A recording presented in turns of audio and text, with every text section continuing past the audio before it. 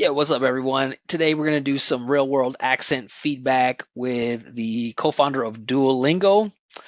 His name is Luis Von An, I'm guessing. He sounds like a Renaissance painter or something. I don't know if I'm pronouncing that right. I guess according to the internet, he's Guatemalan, so I'm assuming his first language is Spanish. And today we're going to focus on the as and bat vowel. So first, let's check out the mechanics of the mouth movement for the pronunciation of this vowel. Let's check out this video here that I put together. When was this? A year ago, last year? To make the as sound, you need to create openness from the jaw hinge here. Keep the front and the middle of the tongue relaxed and lift the back of the tongue up so that the air travels up and over the tongue and out of the mouth. If you notice, you can see a lot of pink space here in kind of the front middle part of my tongue because my tongue is leaning up like this. Ah. All right. So this is the basic mouth movement here that most of the time native speakers would use. You can see there's a good amount of space, and like I said, you can see some pink space. So let's check out one interview from him and compare what we're seeing in this video to what he does while he's speaking. We are doubling down on our hiring for college grads because if you All right, did you see that? Let's back it up here. It was a little bit fast. I'm even going to slow it down a little bit.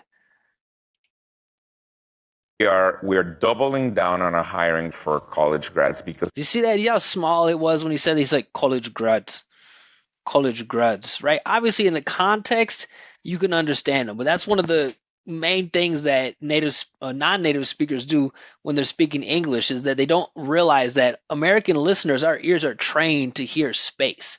So if you're keeping everything small like this, right? He said college grads, right? He could probably get more openness for college as well. Like if I said it with my just normal American pronunciation, it would be like this: college, grad,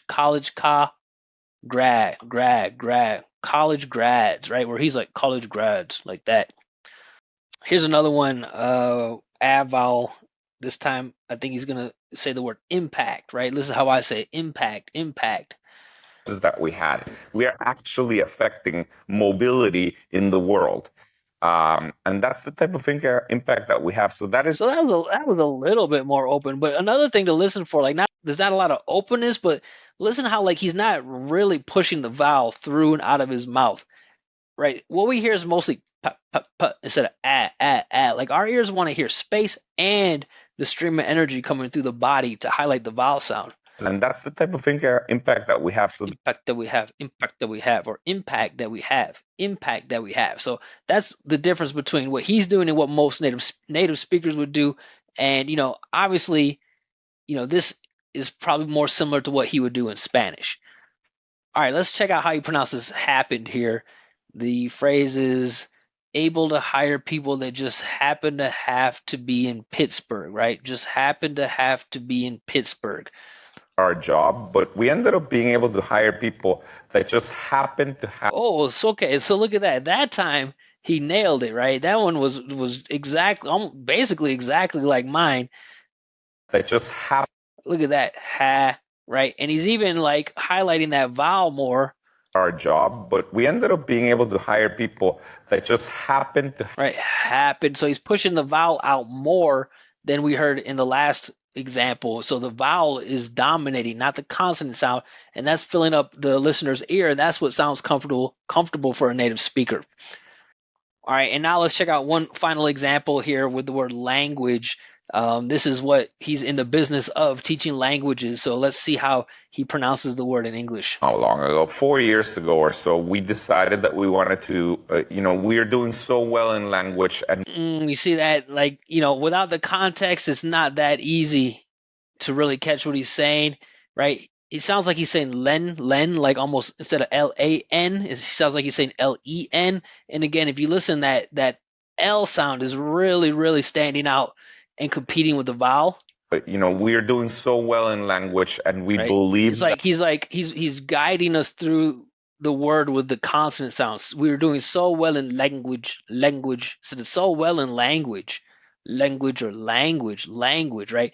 So that is what I would recommend if he came to me and asked me, hey, how can I sound more natural or clear for an American listener? I would say you could start with, creating more openness for your vowel sounds and putting the emphasis on the vowel sounds instead of the consonants.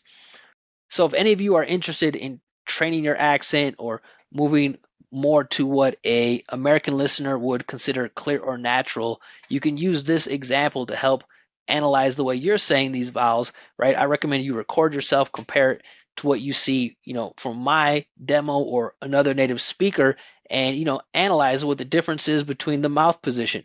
What's standing out more, the consonant or the vowel, and that way you can start to hear the language more like a native speaker and move towards your goal. If you want me to analyze your pronunciation, you can book a 15-minute live call. It's called the Quick Accent Check.